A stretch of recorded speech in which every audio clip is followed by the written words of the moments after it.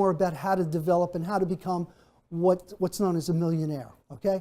And there's a way, there's a process. So I'm going to give it to you. I wish somebody would have talked to me about it a long time ago, okay? First thing is, and I'm just going to digress from the purpose, and I'm just going to talk to you guys about how to collect money, okay? Because that may be helpful. Yes, maybe? You want to know some of the secrets? Yes, maybe? Okay. Okay. So the first thing is, what do you want to avoid paying? And I'm going to get quoted again. I hope the IRS isn't going to get me. But go ahead. What do you want to avoid paying at this point in time? Taxes. Oh, I can use this. Okay.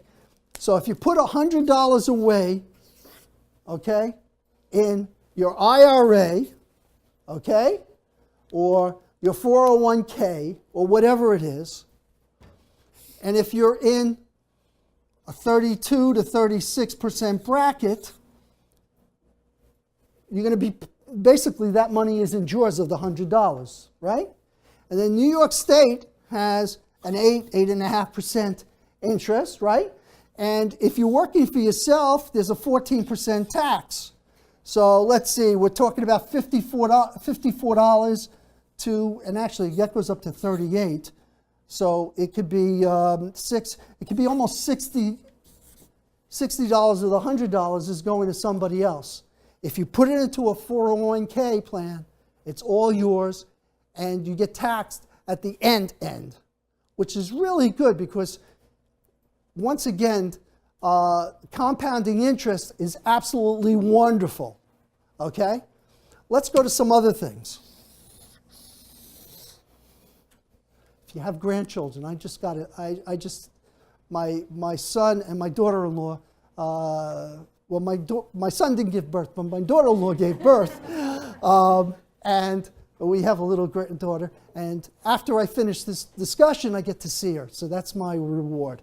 But you have a 529 account that you can put in for grandchildren, if you so desire.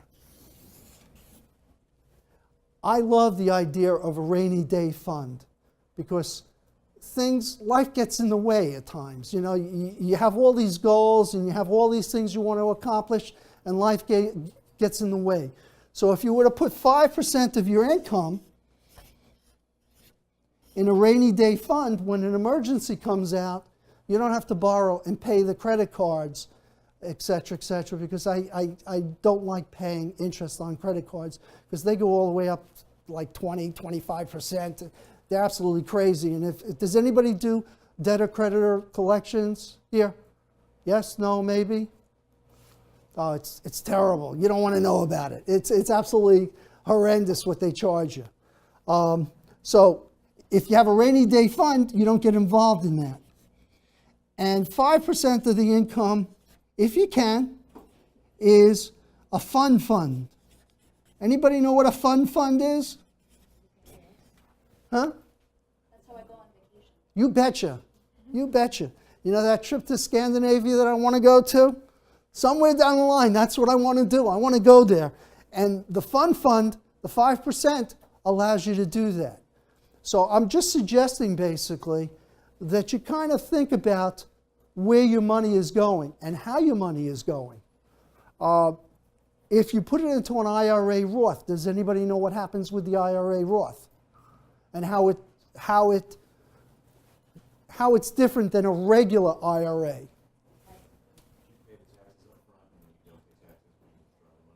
Oh, that's wonderful, right? Because, you know, there's the compounding rule. Does anybody know about the rule of 72? Yeah. Huh? Divide the interest rate to figure out how long it takes to, I think, double. You betcha. Okay, so let's give an example.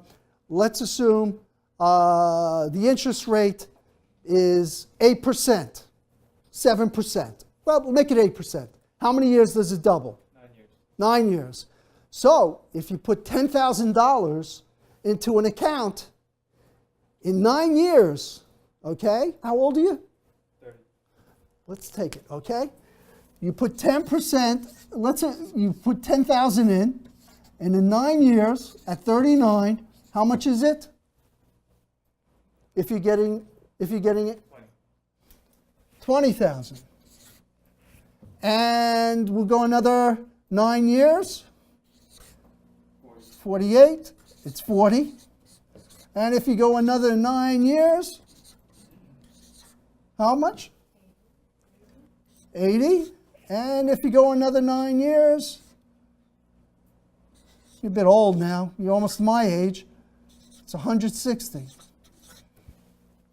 But if you're putting that $5 a week for coffee in, okay, and you're also putting it away in your 401k plan, okay, and it's doubling like that.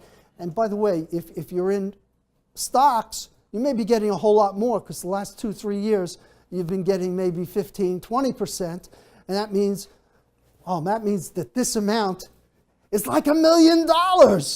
And there you go, I got you the $1 million. So really what you want to do is you want to consider what you're doing with your money and how you're spending it. I keep on telling my wife that too, but she doesn't really want to listen to me.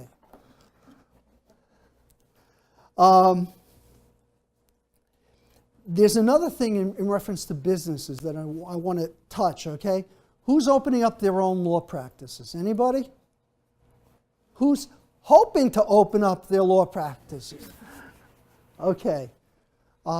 It's really nice when you're your own boss, because then you get to say, hey, I want to leave today and I want to go to Scandinavia. Or where did you want to go? England. So it's really nice to do that.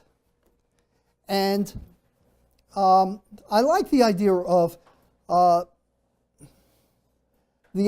being able to decide where you're going to go and how you're going to go.